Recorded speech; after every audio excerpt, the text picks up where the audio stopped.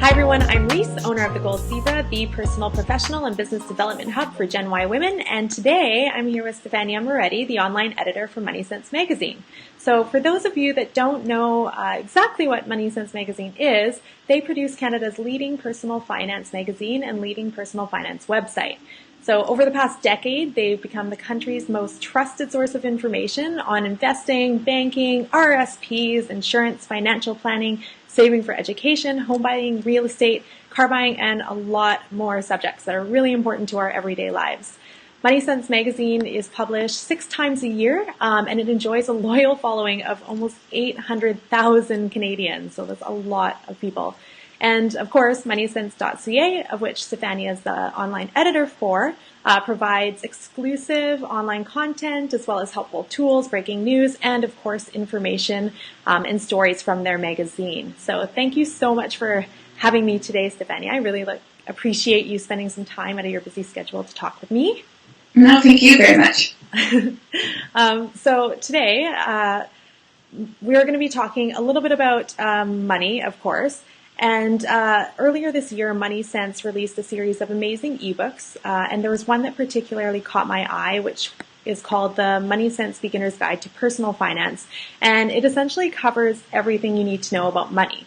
So in the ebook, there's 7 main chapters in which the book focuses on. So they focus on saving, debt, home buying, vehicle purchasing, investing, insurance and taxes, and retirement. And while that's a lot of stuff to cover, and I think the ebook is like over 180 pages, I thought that today we could focus on the first 2 chapters of the book, which are Start with Saving and Tackling Your Debts. And Stefania could provide us and the audience some tips on how we can really set ourselves up for success in our young adult lives. And personally, I think that our generation really needs to be cognizant of how we're spending our hard-earned money, because I don't know if it's just me, but I just find that it buys a lot less with the money that we have than perhaps our parents' generation. So why don't we start talking about saving, Stefania? Mm-hmm. Yeah, no problem. So I'm going to lead us off with about 3 main tips to get your savings on the right track. Awesome. The really good news is if you're young, you're, let's say, 25 to 30, you have a ton of time to save, and you're actually in really good shape. You have all your high incoming years ahead of you, and you've got tons of time, and we're going to show you how to get to $1 million by age 65, no problem. Excellent. So the first thing you want to do today, sit down and review how much you're spending. It doesn't have to be like a month-long budgeting process, or you don't have to put money in labeled jars or track things on spreadsheets. Just sit down, take a couple minutes, a scrap piece of paper and a pen, and think about how much am I spending on living costs, so am I paying rent or mortgage already? How much are you spending on transportation and on food? And then quickly figure out, how much am I spending on clothing, accessories, maybe nights out with friends. And then ask yourself, how much am I putting away each month? Usually it's not as high as the other numbers. So what we want to do is we want to get that number, how much are you putting away each month, to about 10% of your after-tax income. So the money that you're actually making each month, you want to put about 10% of that away. Once you figure out how to put 10% of that away, and maybe you need to cut back on, by the way, on your other spending areas, maybe you're paying too much rent, you got to find a cheaper place to live. You might have to make some changes. If you're lucky, you won't have to make too many big changes. Once you figure out that 10%, and yes, you can indeed put it away, automate it. Find a way to put it away automatically. There's so many great online tools out there. There's banks that do this for you, online discount banks that do this for you as well. Figure a way to automate that 10%. You never see it. You'll never know that it's there. It'll be put away for you. And in a sense, after you've paid your bills every month, the rest of the money in your account, you don't have to keep such tight lid on, because you've already done your due diligence. You've put away the cash you need. You're free to spend the rest, dare I say, on fun. Yeah. And then the third thing, once you've got those 2 steps mastered, so you know how much you're spending, and you know that you're putting away 10%, then you want to start maximizing that 10%. And you want to figure out a way, maybe you want to invest it in a TFSA. That's probably the first place to start. And after you've got that TFSA going and you're contributing to it on a regular basis, maybe you want to start up an RRSP as well. And there's lots of tax benefits to those 2 savings vehicles. And I want to caution away. We call them savings vehicles, but they're actually investment vehicles as well. A lot of people don't know, but in your TFSA, you can put, let's say, $5,500 away a year. You don't have to put that in kind of like an old-fashioned savings account that's not earning very much interest, and inflation is just going to eat away the money you've been putting away. You can invest your TFSA. You can invest it in a high-interest savings account. You can invest it in GICs, which is like sort of fixed return savings. You can invest it in stocks. You can invest it in ETFs or low-cost mutual funds. So that's the third step. But I would concentrate on getting the first two down pat, then work on that third one.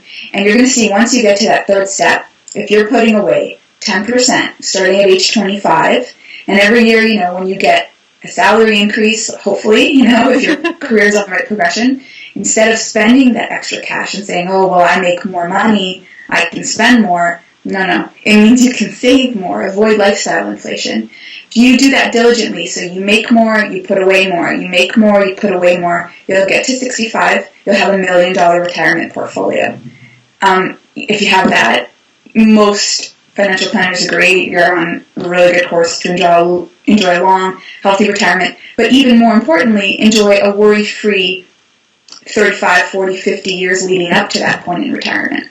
Yeah, and I think if you have any windfalls too, right, like always put a bit of it away into your savings.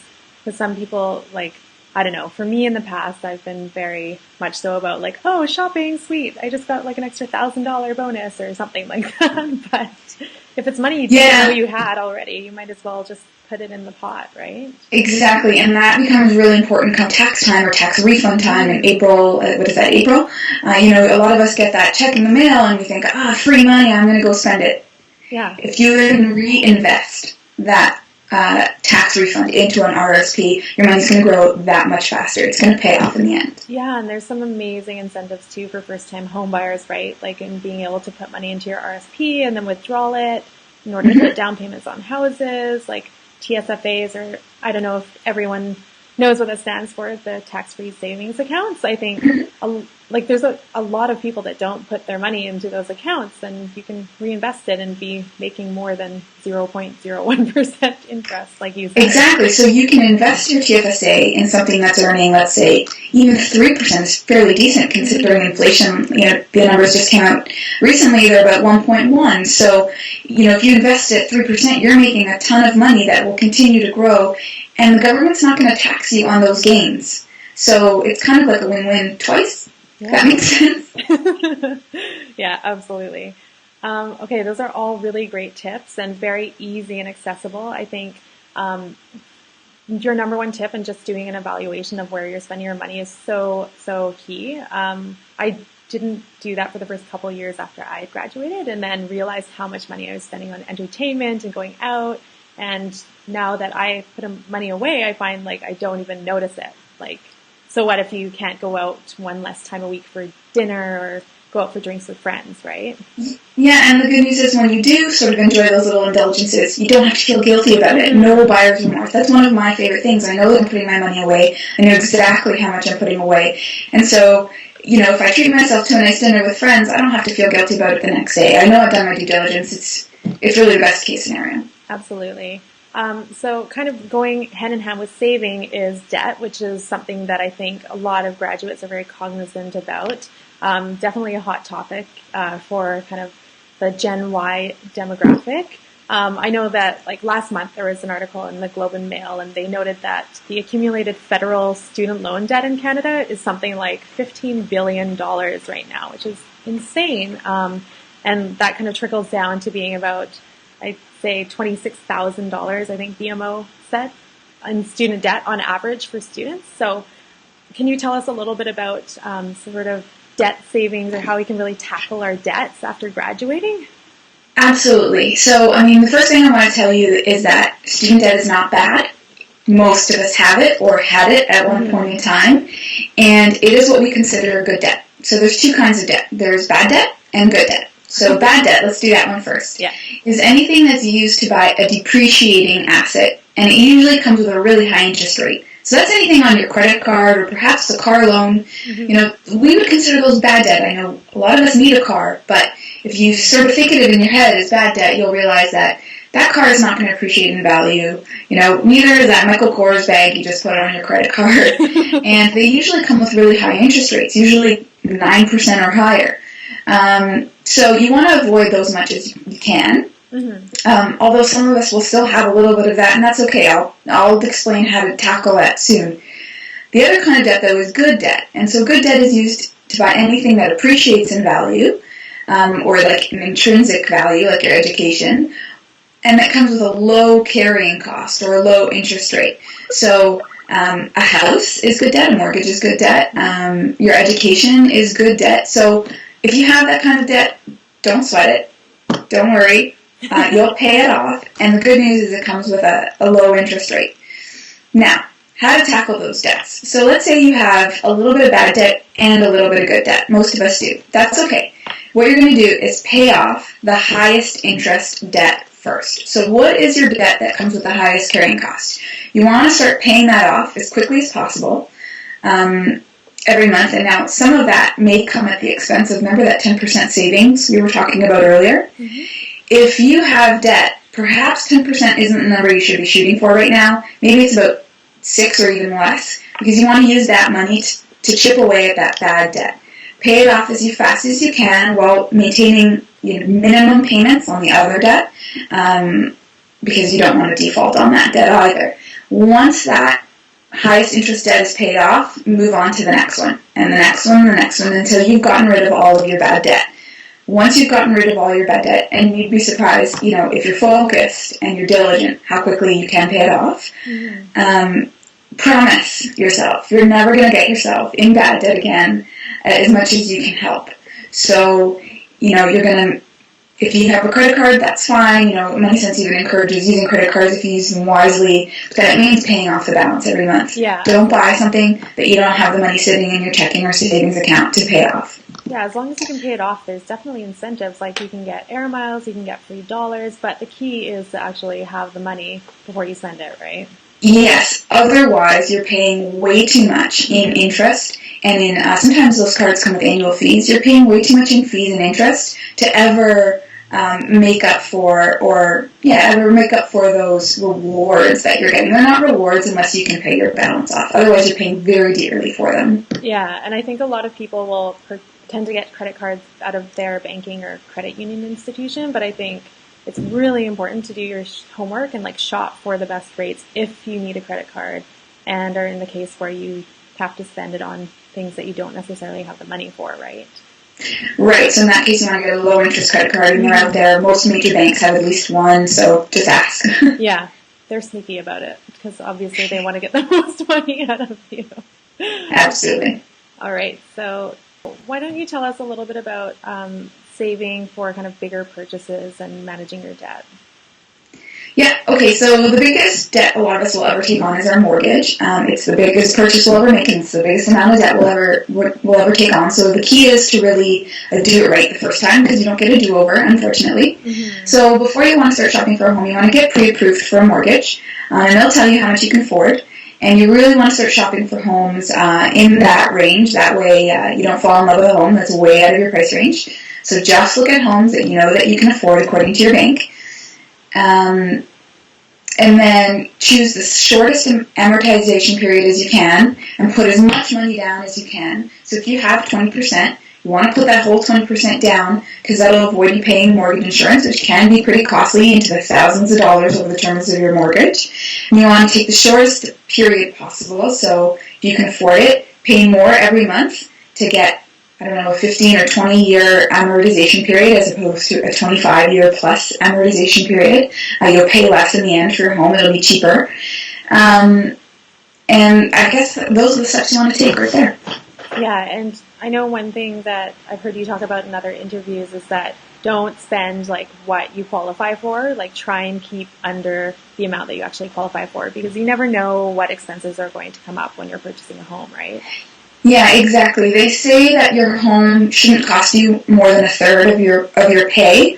And if it costs you more than a third, let's say to pay your mortgage of the money you make, there's a big risk of you defaulting on that if some unforeseen circumstance were to arise, and you always want to prepare for the worst case scenario. Best case scenario is you have money left over. You can put it towards your mortgage and speed up that mortgage and own your home quicker, or you can put it towards saving or investing for retirement.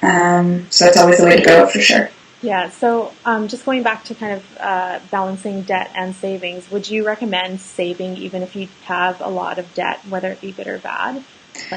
So this is a tricky question, but I'm gonna try to simplify it and give everybody the quick answer. The quick answer is if you have high interest debt, or what we talked about, bad debt, it's a no-brainer. Pay the debt down first before you really start kicking those savings into overdrive.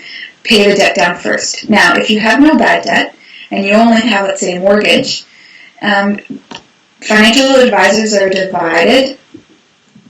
What you want to do is make sure that your savings or investings are actually earning a higher interest rate than your mortgage rate. So in order for saving to pay off versus paying off your mortgage, you have to be making more in your investment than your debt is costing you. So if you have a 4.5% mortgage rate, your investments and savings account better be making more than 4.5%. Otherwise, pay off the debt, it makes more sense. Do you know what I mean? So the higher interest rate always wins out. That's the simplified version of the answer for sure. And it's something that makes sense to me, on like a basic level, and that's the way I've approached my finances, so that's what I recommend, yeah. That's smart. See, I'm kind of bad about that type of thing because I just like to not think about the money I'm putting away, so even though I do have some money on my credit cards and whatnot, that I'm paying off slowly but surely, or aggressively but surely, I'm still putting away quite a bit of money every month I don't even think about it. It just is gone. Yeah, and I mean, normally that wouldn't be such a bad thing, but really study, and it takes a few minutes to sit down and really think about it, but really study those credit card statements. Sure. Look at the interest you're carrying, and I can almost guarantee your savings account aren't making that much to offset, to balance things out, right? So you're making a little bit here, but you're paying this much here in interest, right? Mm-hmm. So I would try to get that down, and then go from there, and really ramp up your savings afterwards. All right, those are really great tips. Thank you so much. So I guess that's all the time we have, and I really appreciate, again, you taking the time out of your schedule to share these 3 awesome tips on savings and debt with us. Do you have any other final comments? As I said before, MoneySense released a guide, I guess in July of this year, which is the Beginner's Guide. Oh, you have it. Excellent. I have a copy here. Yeah, we have hard copies. So you'll find these at your bookstores or newsstands, but we also have, like you said, you could read it on the iPad or an e-reader, no problem as well. Yeah, and I think you can download it from iTunes. It's only like $4.99, so definitely a good value for your money, speaking of money. And something that's going to be timeless. And the other thing too is that a lot of resources I find in terms of finance online tend to be from American-based websites or blogs or whatever, and they're just not relevant to us. So this is like the Bible of finance, like of money saving and personal finance for when you're transitioning into the working world. So yeah, absolutely. It's perfect for people coming out of school or, just starting off their careers. But it's also good for more seasoned professionals because it reminds us of the basics. Absolutely. And I think that it's never bad to have a quick refresh. It's one of those books you can pick up and read a chapter in about 5 or 10 minutes. And it just reinforces the basics. It'll really keep you on track. Awesome. Well, thank you so much again. Thank you. I know that our viewers will have gotten a lot out of this interview. And if you do have any more questions about money or finance, definitely get involved in the conversations below this video, both on YouTube and on our website. And we'll see if we can get a conversation going with the community. And if you have any tips yourself, definitely share them with us and the rest of our readers. So thank you so much. I'm Reese from the Gold Zebra, and that's all the time we have today.